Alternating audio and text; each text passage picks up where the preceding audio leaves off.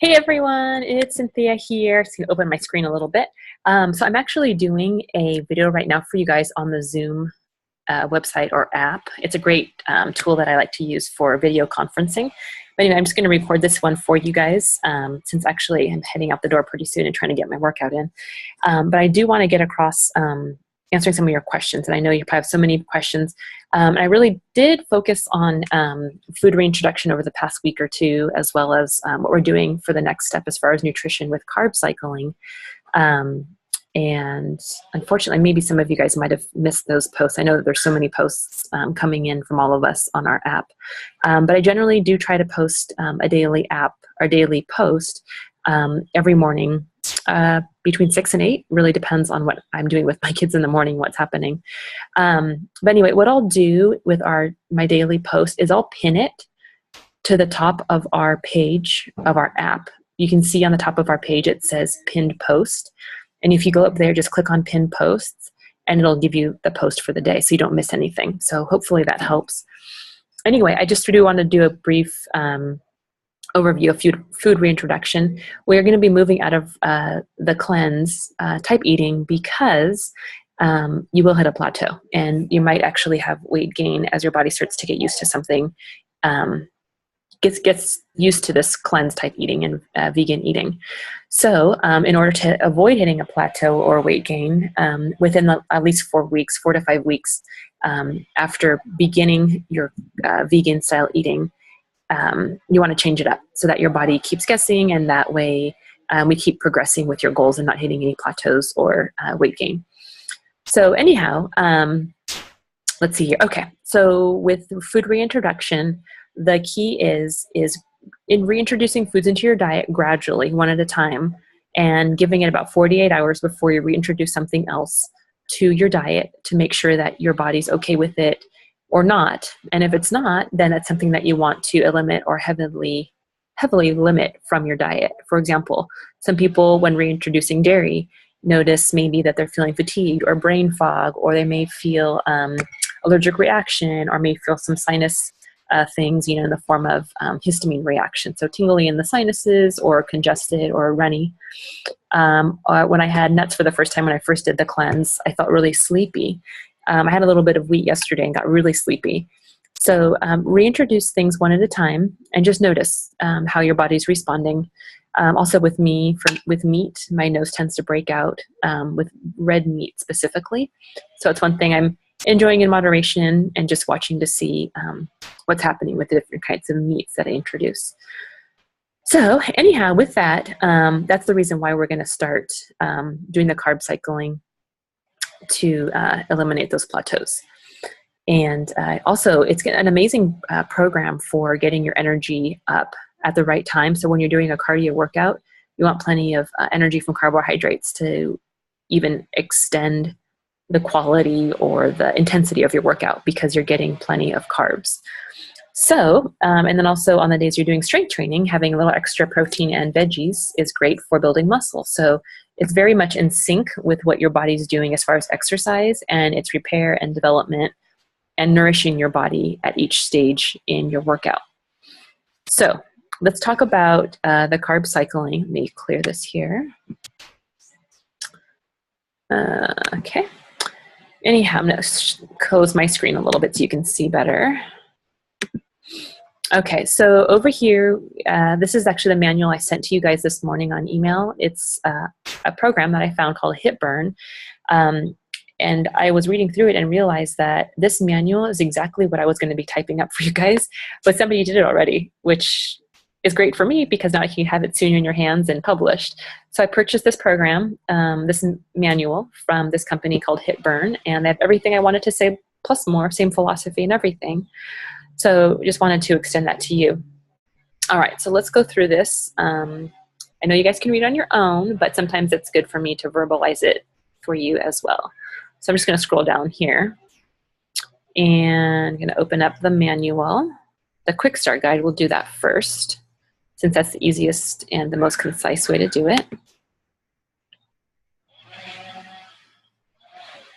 All right, so here's their picture of the authors.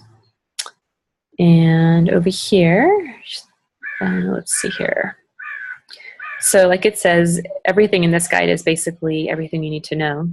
I'll boil down into a few pages of what to do for carb cycling.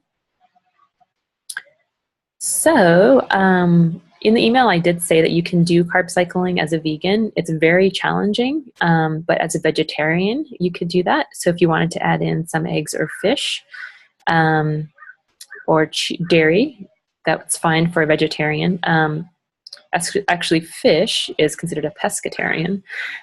So if you want to add fish or eggs or dairy, depending on how your body responds to it when you reintroduce it, that's an option of things that you can do, as well as nuts and nut butter. That's something that you can do for carb cycling as far as protein goes if you don't want to go full omnivore again. Okay, so here's a quick start guide. So it says here, follow the carb cycling schedule outlined in the next section, and then eat the foods outlined for low carb days and then the foods on high carb days. So you're going to fluctuate. One day is going to be a high carb day. The next day is going to be a low carb day. Okay, so low carb days are essentially protein, vegetables, and healthy fats for your energy. On the high carb days, you're going to go protein, carbohydrate sources, just like we've been eating during the cleanse. So quinoa, sweet potatoes, I believe brown rice is on there, I have to check. But carby foods, including fruit, to have that on the high carb days with lowering your fat intake, since you're going to be doing that on the low carb day. So low carb day is higher in fat, protein, and vegetables. High carb day is higher in carbohydrates, still including protein and some veggies. Okay, of course, like it says here, like I always say, eat when you're hungry and stop until you're satisfied.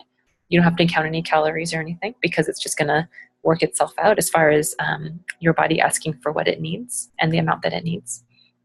Get in your workouts. The last section is actually some sample workouts that they do offer that are great. They're great HIIT workouts that you can use if you want to change up your program or add to it at all. Okay, so I'm just going to skip down here a little bit. So it says here, it's a 1-to-1 ratio routine, meaning day 1, low carb, day 2, high carb, and then fluctuating between those. It says every 7th day, you can start your day with a low carb breakfast. Then the rest of the day, incorporate a flex day, where you can enjoy more flexibility by enjoying some foods you love that are outside of the meal plan. So as you can see, it says low carb day, day 1, day 2, high carb day, day 3, low carb day 4, high carb day 5, low carb day 6, another high carb day, and then day 7, you can do a lower carb breakfast, then a high carb or flex day for the rest of the day. So that the flex day, that's the word that they use for cheat day. So if you want to have a dessert or alcohol or whatever special treat you're looking for, a different kind of food that you really wanted, you can have that on day 7 in the afternoon and evening on your flex day. So day 7 is different, low carb breakfast followed by high carb or flex or cheat for the rest of the day. Following the schedule will bring you incredible results while still enjoying lots of great food. Who doesn't love that? That's pretty amazing. So here's a sample nutrition calendar.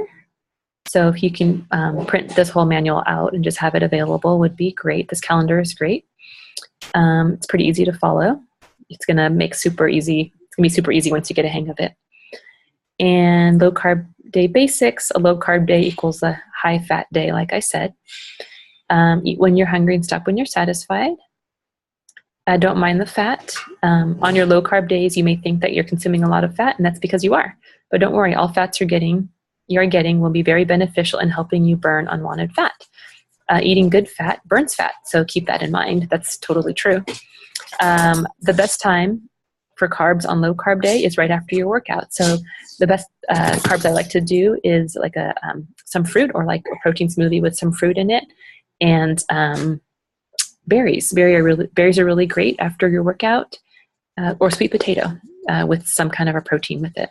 Maybe like a piece of cheese or some nut butter or sunflower seed spread. So here's a low carb day guide. So here's the foods that you're going to be having the options of eating. So here are the protein sources. Eat protein with every meal. It's going to be that way for every meal, whether it's a low carb day or a high carb day. You're going to eat protein all the time. So here's your protein. And then down here is your veggies. Eat plenty of veggies until you're satisfied. All of your fats for low carb day. Definitely include these in your meals. They're a must because you need these for energy since you don't have carbohydrates, or at least concentrated carbohydrates on this day. Make sure you get those fats in. Try to keep most fruits to the high carb day only. If you need a little energy boost, you can add some berries to your diet, which are lower in carbs than most fruit. So that's a good option. Low carb snack ideas are here: veggies and hummus, rice cakes and nut butter, protein shake, Greek yogurt with nut butters, cheese, and protein. All right, let's see here. Okay, so of course here there's a low carb day examples of meal plans. The coffee, you can take it or leave it. I would actually replace this with tea, with an herbal tea instead, especially coming out of the cleanse. We don't really need any extra caffeine right now. You guys are doing so awesome. So you decaf coffee, or if you want some hot tea, herbal tea would be ideal right here if you're getting up that early. It's a 6 a.m. workout. This is good because I like getting my workout done. I haven't done it lately, but I love getting my workout done really early in the morning because then I have the rest of the day and don't have to think about doing my workout or getting it in. So I think I'm going to actually adapt this program next week for myself as far as the workout timing goes. And then right after you work out, you want to eat your breakfast to replenish your body from everything it lost during your workout.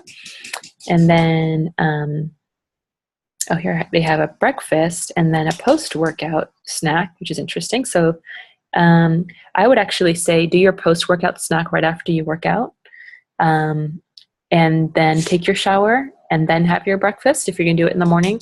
If you're going to do a workout in the afternoon, have your afternoon snack followed by your workout and then dinner. Or you can do your workout and then have your snack and then have dinner. So it just depends on when you're doing your workout. But either way, when you do your workout, you want to make sure you eat before and after for energy, and then also for recovery after you're done. And you want to eat within 30 minutes of completing your workout to get the most benefit for your recovery. All right, and then another low carb day example.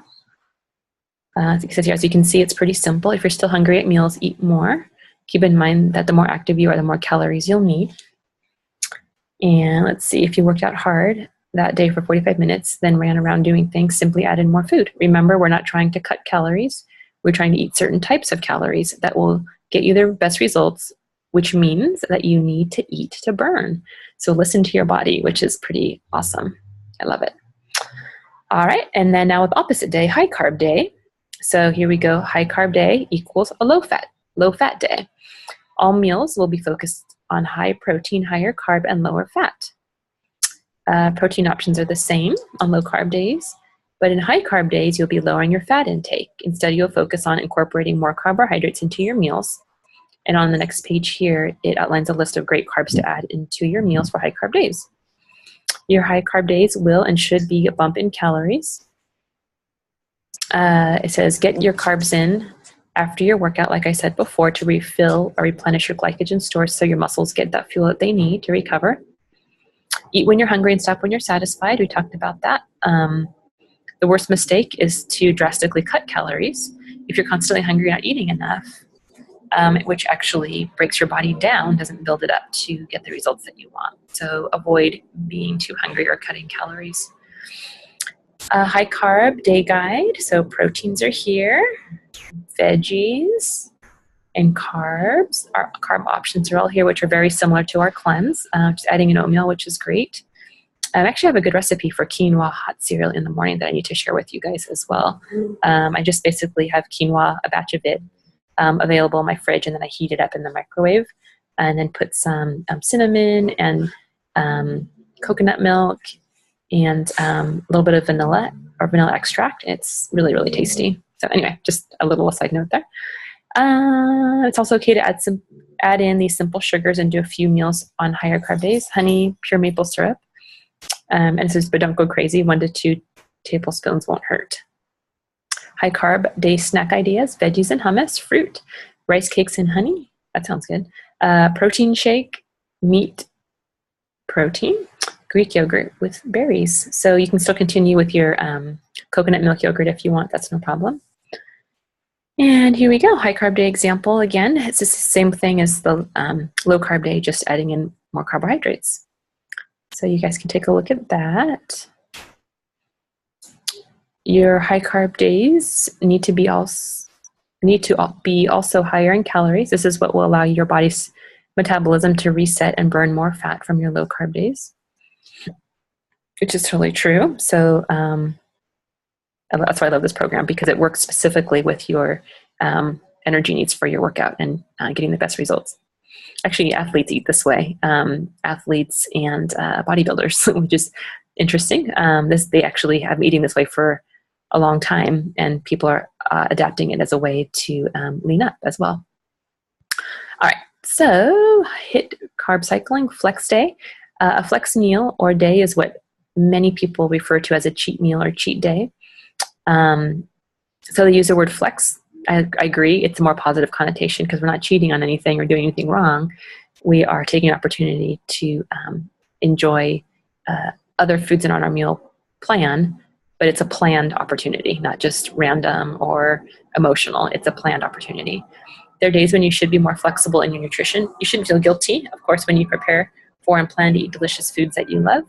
On flex days, enjoy the foods you love without going too overboard, of course. You just won't feel well if you do that.